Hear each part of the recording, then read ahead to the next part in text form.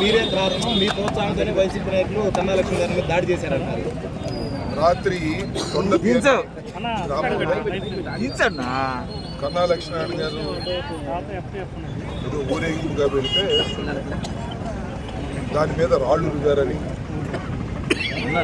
దానికి అంబటి రాంబాబు మంత్రివర్యులు ప్రోత్సాహంతోనే జరిగిందని, వాళ్ళందరూ గంజాయి తాగి వైసీపీ గోండాలు ఈ విధంగా చేశారనేటువంటి ఒక ఆరోపణ కన్నా లక్ష్మీనారాయణ గారు చేశారు.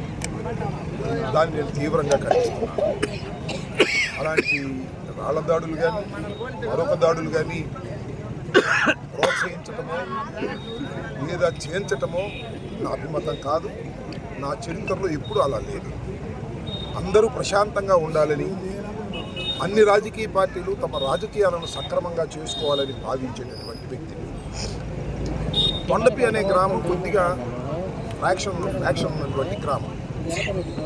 లాస్ట్ టైం కూడా నేను వెళ్ళినప్పుడు కూడా ఇలాగే నా మీద, అప్పుడు శ్రీకృష్ణదేవరాయలు గారు మా పార్టీలో ఉన్నారు, ఆయన నేను వెళ్తే మా మీద కూడా ఇలాగే దాడులు జరిగాయి. పరస్పరం దాడులు చేసుకునేటటువంటి సంస్కృతి ఆ గ్రామంలో ఉంది.